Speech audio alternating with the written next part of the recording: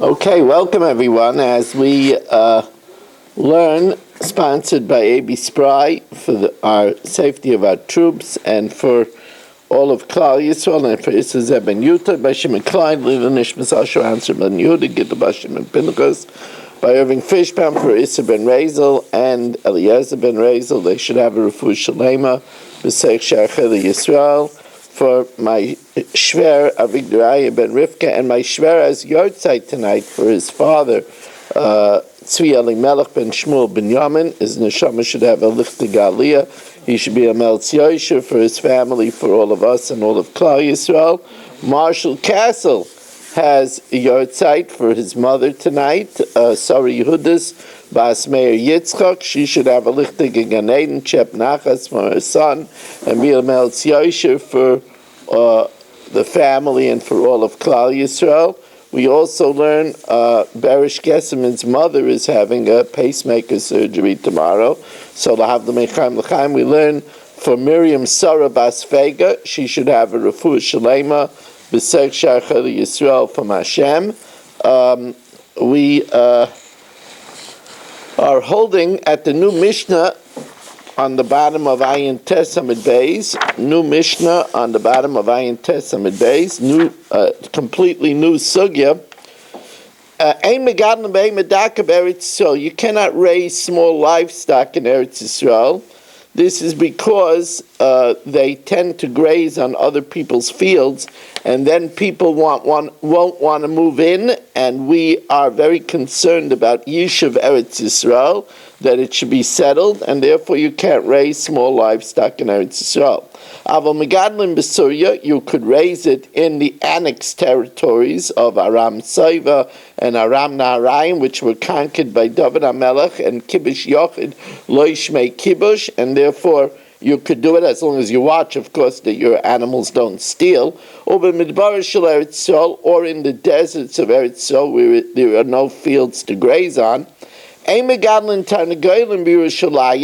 cannot raise chickens that roam free in Yerushalayim because the chickens tend to peck at the dump and bring shratzim, bring dead creatures, and they could be metame the kachim, mipnei akachim, because of the kachim. V'loy kohanim, and kohanim who have truma, which needs to be tar, v'loy kohanim Eretz Yisrael, in Eretz Yisrael, not just in Yerushalayim, mipnei ataris, because of truma. A Jew is not allowed to raise swine. We'll talk about why this is later in the Gemara. Lo yigadol adam es hakelev. A person shouldn't raise hakelev. Now the Mefarshim say over here that this means a wild dog, a rough dog.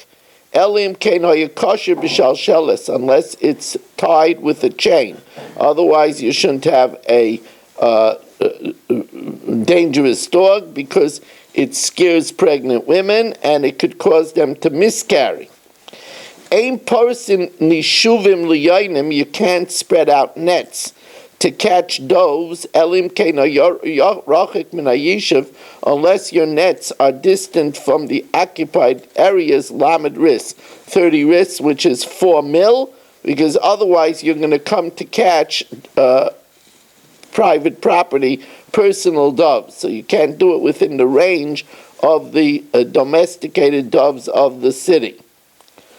So now we begin the Gemara, 8 lines from the bottom of Daf Ayin Tes Amid Beis, as we welcome in Dr. Block, who is now on terra firma, back with us, Irving Fishbaum, Aaron Swade, Eddie Chazan, Berish Gesemin, Menachem Yemansky, Mel Zachter, Baruch Ion, Marshall Castle, Menachem Yemansky, Dr. Guy, Stephen Holtzman, Bruce Eisenberg, and Menachem Chapler, and Stephen Ben-Zion Cohn, Shimon Deer, and Naftali Javelin, Shelley Zeitlin, Abe Arbach. No, that's not Shimon Deer. That's A.B. Spry. Yitzi Muller, Rabbi Kranz, Ilya Shutman, Yeshua Shmuel Eisenberg. It's nice to have and here comes Shimon Klein, as we have a father and son team here tonight with Bruce and his son. So Tana Rabbanan, as we start the new Gemara, and here in the shul we have Saba, Ruvain Shannon, Rich Leonard, Reb Kramer, Reb Avram, Gedalia Engel, and Reb Blumenfeld. It's nice to have a nice crowd down here as well, and we welcome in Nachum Rosenman, Larry Tuchinski, and we'll learn the Ilay Nishmas Noach Yosef ben Menachem Mendel. So the Gemara says, Tana Rabbanan, Ein megadlin bei medaka b'Eretz Yisrael. You cannot raise small livestock in Eretz Yisrael. Aval megadlin b'choshen sheberetz Yisrael, but you could raise them in the forests of Eretz Yisrael. And B'Surya, as we said, that's annexed territory. Afilu b'yishuv, even in inhabited areas. Ve'ein tzarich laima b'chutz la'aretz, and you could surely raise them in the diaspora. Tani idachay megadlim bei medaka b'Eretz Yisrael, ava megadlim b'midbar shebeYehuda, in the deserts of Yehuda, or b'midbar shebesapar Akko, and in the deserts next to the border of Akko. V'afal pi she'amru ein megadlim bei medaka, even though it says that we cannot raise small livestock, ava megadlim bei megasa, you could raise large livestock. You see, large livestock people cannot do without. The small livestock, which is primarily used for food, you could import from somewhere else. But the large livestock, which you need for working the land, which they can't import, so that you could do because we don't make a decree on the community unless the majority of people will be able to withstand it. Be'emedaka, small livestock, that you could import from outside of Eretz Yisrael. Be'emegasi, you can't import it, and they need it to work the land. Even though they say that you cannot raise small livestock, you could bring it and keep it, not graze it, but you could keep it in a stable 30 days before the Yom Tov, so you'll have food for Yom Tov. V'kaydem Mishnah B'nai, or before a wedding, Lamed Yom, or B'vat Shelo Yisha Es Achrayna Shloshim Yom. You shouldn't buy it a month before and then slaughter the early ones that you bought before Yom Tov, and then buy one a few days before Yom Tov and think that you could keep it 30 days even after Yom Tov. I would think the Nafkalei Regel, if the Yom Tov is over and there's still 30 days from when you bought the last ones, or Mechizav Nad Hashta, and from when you bought it until now, Akati Loi Malu Lei Tosin Yomin, it's not yet 30 days, I might think Akati Loi Malu Lei Tosim Yomin, Loi Neima, don't think that Tlos and Mish Rishari Lishuye, they could keep it for a full 30 days. Alakavan the Nafik Le Rega, once the Yom Tov is over, Loi Mibai Le Lishuye, you're not allowed to keep it. And as we start Daf Pei Amud Aleph, and as was mentioned, we will need this week the new volume of the Art Scroll. For those that use the Art Scroll, we'll need it already on Tuesday. A butcher, like keach v'shoichet, he could buy and shecht it right away, or like keach v'shoya, or he could buy it and keep it before the market day, 30 days. And again, aguna over here means those that were bought late, like from the lashon of halahen te'agena, will you be delayed, or that you shouldn't keep the ones that you bought close to the market day, shloshim yom. Rather, he has to slaughter everything for the market day. And we now welcome in Shimon Deer for our 26th Zoomer of the evening. Welcome, Shimon. As we are starting from the two dots on the top of Daf Pei Amud Aleph, Shalu Talmidav es Rabbi Gamliel, the disciples asked Rabbi Gamliel, Ma'u legadel, can you raise small livestock in Eretz Yisrael? Amalei mutter. So he said it's mutter. So they asked, what do you mean mutter? V'tanan ein megadlin. Rather, Elohachi kamebayinei. This is what they asked. Ma'al lashais is one allowed to keep it in the house, not to graze it, but to keep it in the house. Amalahen mutter, it's permitted. As long as you don't have it go out in pasture, you tie it to the legs of the bed, and therefore if you need it for a different purpose, like for example for its milk, the Rabbi Gamliel argues on the opinion of our Mishnah and holds that you could keep it even for longer than 30 days. Tarabanan. There was a certain pious person, he had pain in his heart, and and he asked the doctors what to do. And they said, the only eitzah he has, he has to have fresh, hot milk that was just came from the animal every morning. So they brought a goat, and tied it to the leg of the bed, and he used it from morning to morning. After a while, his colleagues came to be mevakar chayla.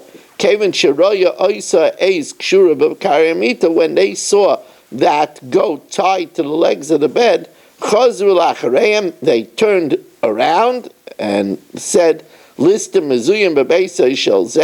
armed robbers in this person's house, because the goats would go and feed on other people's property, and we are going to enter into him. In other words, they didn't hold like the opinion of Rabbi Gamliel, they held like the opinion of our Mishnah, that it's only allowed before Yom Tov, but not any other time, and only for 30 days, not longer. Yashvu Abatku. What? So obviously the Mefarshim learned it wasn't a sakana. If it was a sakana, it would be permitted. Yashvu Batku, they sat and examined, and they didn't found by him only that sin of that goat. There was no other sin that they could find. And he too, at the time of his death, said, I only know of a sin, only the sin of that goat, that I went against the words of my colleagues. This is a little reminiscent to me of the fact that somebody could be living that knows that he doesn't have any sin. I've told this before, that when Ramesha had phlebitis, which we call nowadays cellulitis, and it's also known as a roiza, I brought him a meal in bed, and he was lying in bed, and he was learning Tanakh, and he said to me that he's mesupik if he's having Yisurin Shel Ava, chastisements of love. So I didn't say anything. So then he told me what his suffix is. The Gemara says in Masechtas Brachas that it's only Yisurin Shel Ava if there's no Bittul Torah. So he said to me, on the one hand, he's not being Mevatel Torah, he's learning Tanakh. On the other hand, he's not learning Be'iyun, La'asuke Shmaitza de Hilchasa, and therefore maybe it is Bittul Torah. So at the time, it flashed by me, the Gemara in Brachas, where the Gemara first says that if a person has suffering, Yefashvesh b'maisav, he should search his ways. Pishpeish v'loy matzah, if he searches his ways and he didn't find anything, then yitla bittul Torah. He should say it's because of bittul Torah. If he doesn't find any bittul Torah, then he should know that it's Yisurin Shel Ava. So the first step of that Gemara is to search his ways. So Ramesha, that means he already searched his ways and he couldn't find any other sin. It was only mesupik if it was bittul Torah. So you see that there are people, I think most of us, we would just say, which sin? Not is there a sin, but which sin? But there are people that don't sin. How did his colleagues know They didn't know it. They didn't know his private life. How did they know that he had no other Averas besides that one? What do you mean? His colleagues discovered that that was the only Avera he had. Right. They don't know what's going on in his private life. How would they know that he did? So the article brings down from the Kovitz Shiurim that he asked this kasha. But the fact of the matter is that maybe he was a very public figure who was always, watched. They're not going to assume that a holy man that's learning all the time has a sin of forbidden thoughts. So they saw he was always by minyan, and he was always careful with all the mitzvahs. This was the only thing that they could find. Why is this considered a sin if they told him that this is a cure? Again, obviously it wasn't something that was a sakana. So since it wasn't a sakana, he shouldn't have done something that they decreed against, because remember, he's a man that everybody learns from. So if he's going to do it, other people are going to do it as well. So he has to be very careful. In the Gemara it says that it was Rabbi Yehuda ben Bava. It wasn't Ma'aseh B'chosi. It was not just a plain person. That's correct. Now, why aren't we afraid 30 days before the Chag that the behemoth is going to go? you have to. That's what it says. You have to lock it in the stable. Rabbi Yishmael, mibale batim shebegolel, from the householders of the Megalol of the upper Galil Hoya Beis Abba, and they were great sages in the area. Why did they get destroyed? Why did they disappear? Shayumarin Bakaroshin, they would graze animals in the forest. Now, even though we said you're allowed to graze in the forest, but we'll see the Gemara will say, and to get to the forest, they would pass a private home, and therefore that wasn't right. V'danin dinei mamanis b'yochid, and they would adjudicate financial matters with a single judge instead of 3 judges. And even though the forests were near their houses, and we said that you're allowed to graze in the forest, so the Ketana, there was a small field personally owned by somebody, and passed by that small field. So you see, by the way, that the Chachamim are judged very severely. I mean, was the crime that maybe they, grazed on some of somebody else's grass, and because of that, they disappeared. Tan Rabbanan. If a shepherd wants to do tshuva, and now he has to liquidate his stock because he wants to do tshuva and not have small livestock, we give him a chance. In other words, in order to accommodate him repenting, we tell him, liquidate your stock slowly. Al yad, liquidate that you shouldn't be wiped out financially. Also a convert that inherited dogs and swine from his Goyish family, so now he's stuck with dogs and swine. We don't tell him he has to liquidate it right away. We tell him to liquidate it slowly.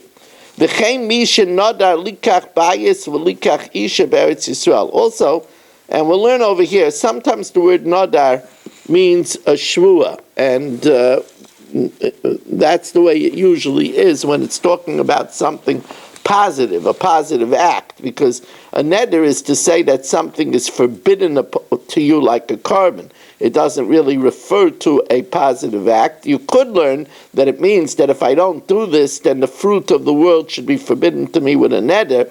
But the more simple thing is when it says over here neder, it's a borrowed term referring to an oath. If a person took an oath to buy a house in Eretz Yisrael and to marry a woman in Eretz Yisrael, we don't say that he has to do it right away and not delay and grab the first lady or buy the first house. We don't tell him he has to buy it right away. Says again, it's like he should find a proper house and a proper wife. And there was an incident with a woman, her son was stressing her out that she should get married. The kafza manishba, and she jumped and swore in order to take his pressure off her. Whoever propositions me, whoever offers to marry me, I won't turn them away. The and then people who weren't worthy jumped upon her. So therefore, when they came to the Chacham, this woman only had in mind to accept a suitor that's worthy for her. Now, just like it says that you can't raise small livestock, you can't raise small livestock of the chaya variety, like small deer or small wolves. However, Rabbi Shmuel says there's certain creatures that you could raise in your home because they keep the home clean. Begadlin, klovim, kufrim, you could raise puppies, v'chasulim, and cats, v'kufin, and monkeys, v'chuldois, and weasels, v'chuldois snam, weasels that grow in the bushes, mipnei sha'asuyim l'nakeres habayis, because they are useful to keep the house clean from mice and from other vermin. That's the famous story of Rabbi Yelapian, that they had a cat in the yeshiva, and Rabbi Yelapian would give it milk and say that Tzakar Satayv, when this yeshiva stopped having a mice problem, Rabbi Yelapian said they should still maintain the cat because of Akar Satayv to the cat. There's a famous picture of Rabbi Yelapian giving milk to the cat. It's a famous picture. My chuldai snaim, what does it mean, the weasels of the bushes? Amar Rav Yehuda, shirtza chartza. They're weasels that seem to crawl on the ground. We'll see that they have very short thighs and their legs are camouflaged, so it looks like they're mamish swarming on the land. And charza means that they dig. V'ikidamre charza, they sting. The ketine shakya, their thighs are very low. V'roya bene vardane, and they graze between the roses. That's the hedges, the thorns. Or my shirt. So what does it mean, shirt? So the metatoi shake, because their thighs are so low that it's underneath them that they look like they're literally swarming on the ground. Rabbi Yehuda says in the name of Rav, Asinu atzmeinu b'Bavel ke'eretz Yisrael l'bei medaka. We have made ourselves in Bavel, where there's tremendous Yiddish population, like Eretz Yisrael l'bei medaka, that you shouldn't raise small livestock because it's going to graze on other people's fields.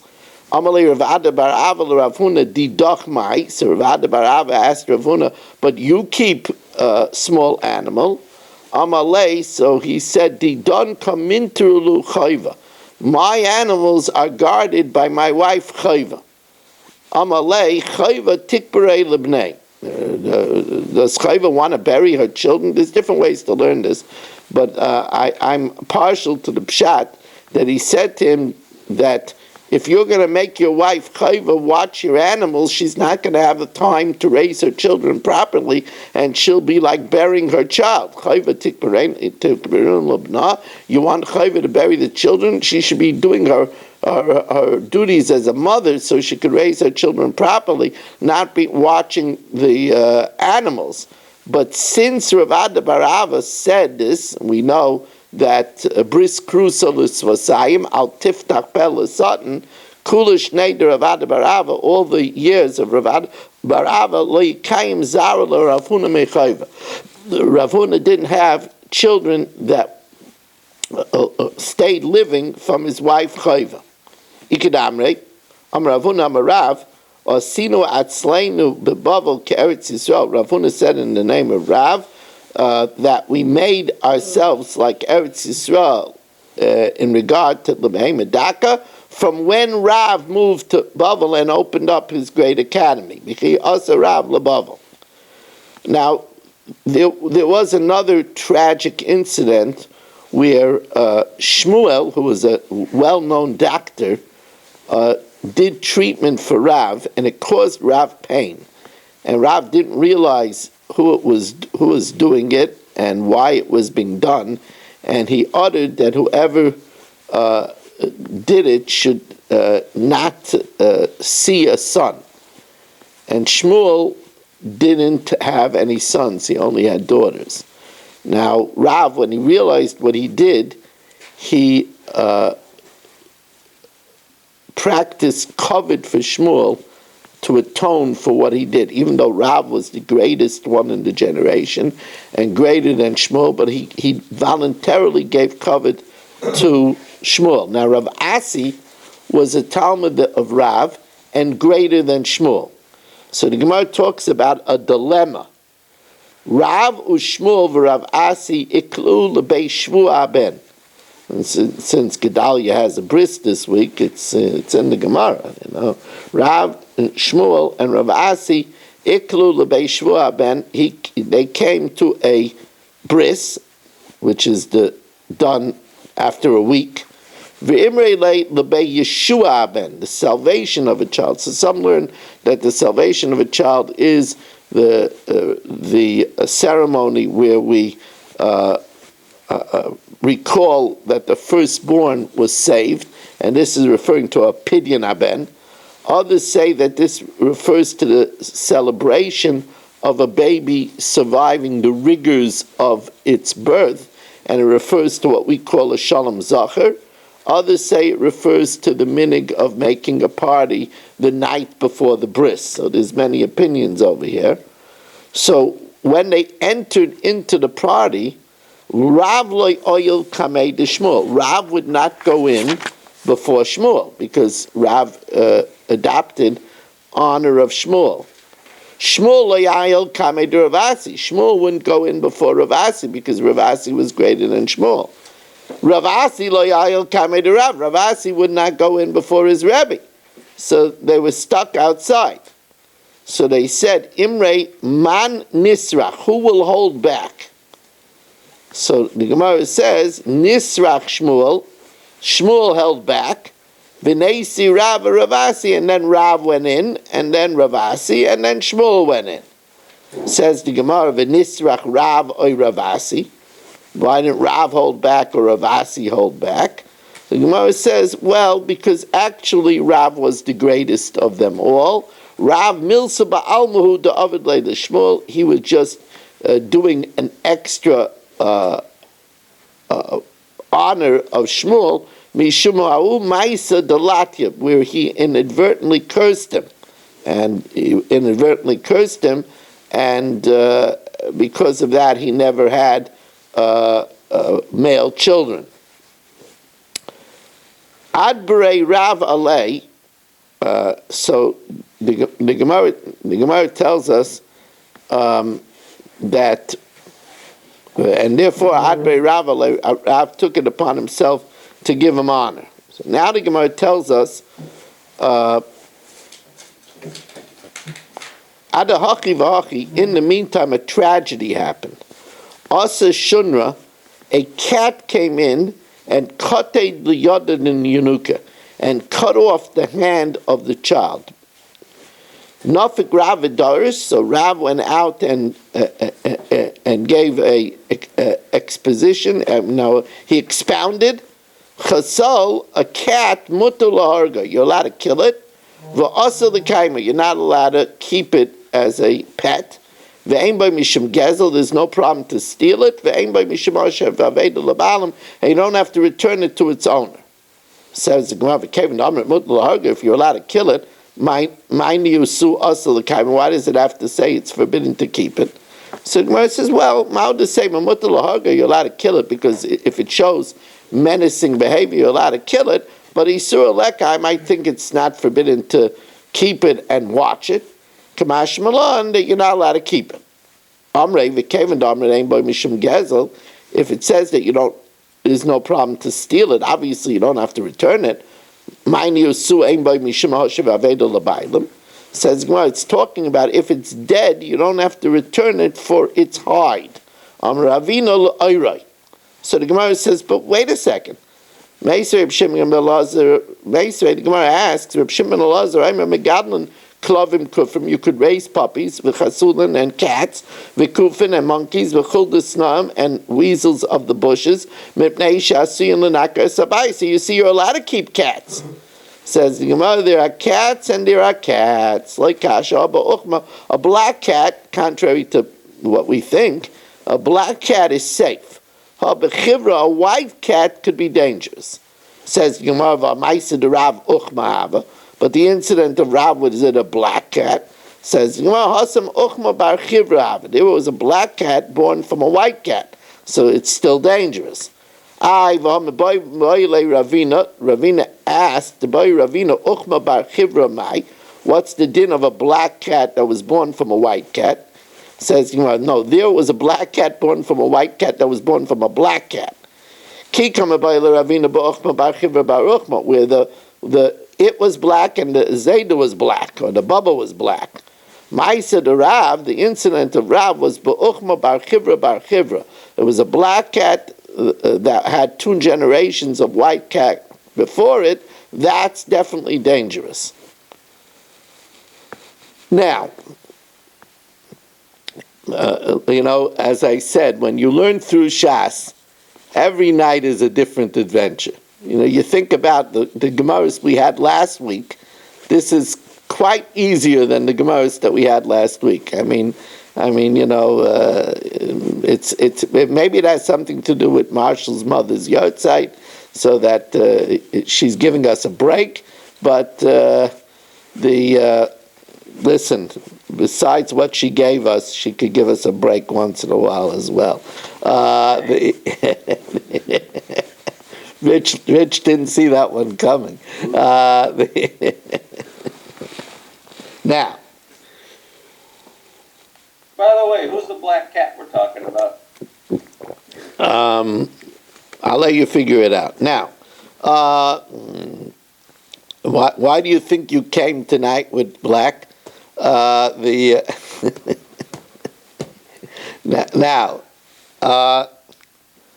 Amar Rebbe Achabar Papa Mishum. The next Gemara is mamish. When we talk about Gemara, what does Gemara mean?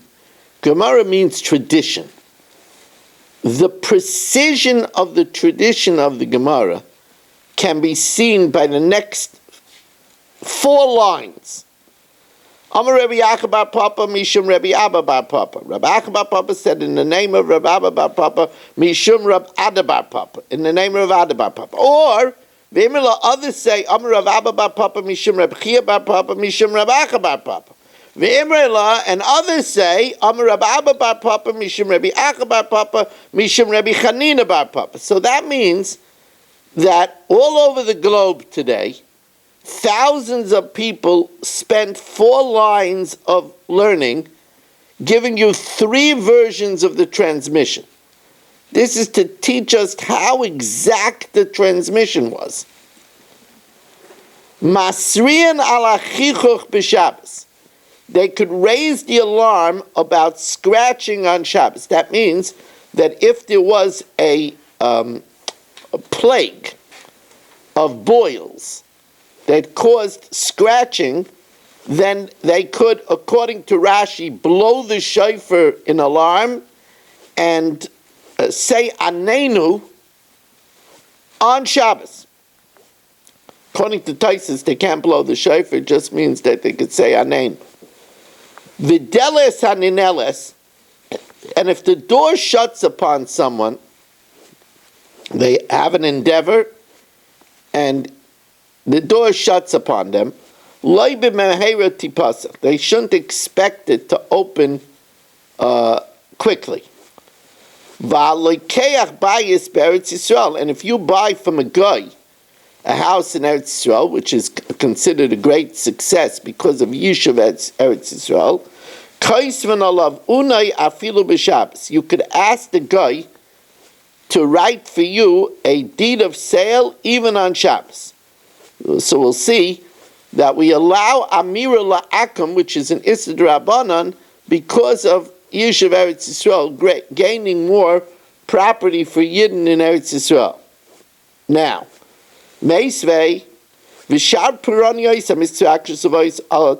calamities that chance to come on the community, like boils, chagav, locust attacks, flies that carry disease, tzira, hornets, yitush, an attack of mosquitoes, Vishiluach nechashim v'akravim, and swarms of snakes and scorpions, lo yoyu masriyin, they wouldn't blow the shofar or say aneinu el tzaikim, rather they would just cry out.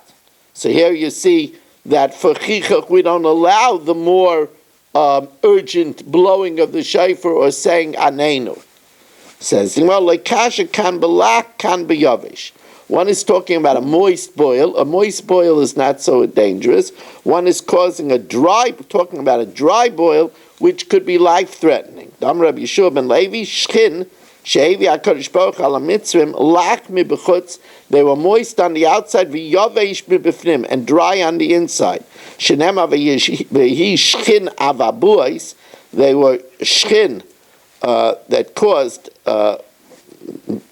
avabuis, that caused blisters, which were on the outside, and the blisters on the outside were moist, but the boil on the inside was dry, pareach, broke out, ba'adam u'behema. V'delas hanineles, and a door that shut, lo'im me'eret tipachsach. Says Mahi, ma'zutra smicha. That means that if a person attempted to get smicha, but he was rebuffed, for whatever reason, it's not going to be easy for him to get it. Rav Ashi Amakola Marian Loi, whenever a person has a downfall, he won't experience easily a ascent. He won't easily experience a pickup. He will never get good. However, that's not true. It might be difficult, it's not never. Rav Achmed Difti was just talking about his own situation. V'lohi, Rav Achmed Difti milsa de nafshehi da'amar. In his own experience, he thought he would be the head of academy, and he lost the opportunity, and he never got it back. But that's not the rule, that it's a never. The door is never sealed. Valakech bayis be'Eretz Yisrael, and one who buys a house in Eretz Yisrael, kaisvin olav uno, they write a shtar mechira afilu b'Shabbos. So the Gemara says that he could write. How could he write b'Shabbos? You can't write on Shabbos. Elikidama Rava Hasam, like Rava says elsewhere, Aimer lenachri va'isa. He could have a guy do it. Hachanami Amar lenachri va'isa. It could be done by a guy. Now, even though that asking a guy is a problem of Amira La'akim, we have to realize that. You can't just ask a guy to do something. We'll say, well, ask a guy. No, you can't just ask a guy. Right? Even though asking a guy is an Issa D'Rabbanan, but Mishum Yishuv Eretz Yisrael, in order that it should be populated, and if we won't have proof, then we might not buy it, because the guy might claim it didn't happen, and then the house might not move to Jewish ownership. The Rabbanan did not make a decree. Amr Reb Shmuel ben Achmeni, Amr Reb Yonasan, Halakech ir be'Eretz Yisrael, if one buys a city in Eretz Yisrael, we tell him that if you're buying the city, you have to buy access on all four sides. So this way, people from all four sides will come and buy in the city, and it'll again be good for Yishuv Eretz Yisrael, Mishum Yishuv Eretz Yisrael. Okay, that was an unusually easy daf. We haven't had one in quite a while. I mean, people are sitting here in stunned disbelief. What, we've finished the daf already? They don't know what to do. It's amazing. Wives are going to say, "Are you all right? Did you go to the shir?"